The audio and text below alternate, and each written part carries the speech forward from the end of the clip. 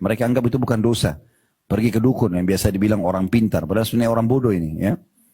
Mereka kerjasama sama dukun. Untuk suaminya sayang, istrinya sayang, bawa foto ke dukun supaya dimantra-mantrain. Untuk apa lintas alam? Kenapa nggak jadi kita sebagai manusia saja? Sederhana. Saya sering sampaikan di pengajian, kalau saya mau istri saya sayang dan cinta sama saya berbuat manusiawi aja kok. Senyum, ramah, penuhi kebutuhannya, ya, sayangi dia dengan tulus, sama responnya, akan terjadi hal yang sama gitu. Otomatis, tidak usah lintas alam. Minta jin masuk ke dalam rumah kita, tanpa kita sadari dengan melalui dukun-dukun tersebut, dan buhul-buhul yang dibawa, kertas yang ditempel di dinding, ditaruh di bawah bantal lah, ditaruh di dompet lah, dan segala macam, yang ini jadi jimat. Ini merusak rumah tangga. Karena yang memaksa pasangan kita suka justru jin-jin itu. Dan ini bahaya sekali. Ini akan ada batas waktu dan juga sukanya itu bukan karena suka, tapi karena terpaksa. Itu ada efek-efek yang tidak baik. Kemudian yang terakhir adalah rumah dipandang dari dalam dan dari luar. Itu judul terakhir nanti. Di nasihat ke-37 ya, sampai ke-40. Ya. Jadi ini tentang masalah tidak kalah penting ya. Masalah desain rumah, masalah interiornya ya. Walaupun rumah itu sederhana, tapi bagaimana desainnya yang nyaman, penataannya yang bagus gitu kan. Ya, mungkin saya kasih contoh saja di poin ini tentang masalah kenapa orang, contoh di Jakarta misalnya.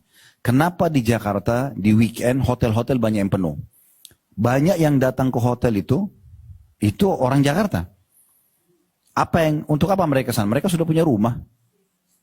Nah, mereka membeli suasananya. Ya. Suasana yang mereka beli. Jadi suasana ini harusnya sudah ada di rumah. Supaya orang tidak perlu ke sana, gitu kan? Sehingga tidak ada istilah bagi ibu-ibu terutama, oh saya sudah rapin rumah tadi pagi kok, udah nanti jadwalnya sore. Bukan begitu. Setiap kali berantakan sedikit dirapikan. Tidak ada batas waktu. Sehingga selalu terasa nyaman. Nah, begitu. Saya pernah dudukin istri saya untuk berbagi tentang masalah perapian ini. Saya pernah ambil beberapa kertas, 5 lembar kertas. Kemudian saya serakin di lantai, saya bilang, ini berantakan gak? Dia bilang, iya berantakan.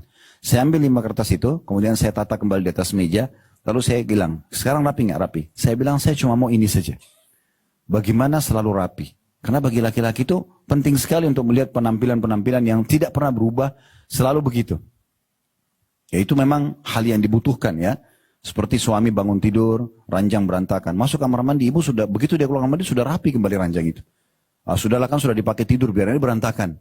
Beda sekali. Itu ada penilaian tersendiri yang menanamkan cinta dalam hati. Dan sekian banyak nanti kiat-kiat yang akan kita berbagi dalam masalah mempertahankan keromantisan rumah tangga itu.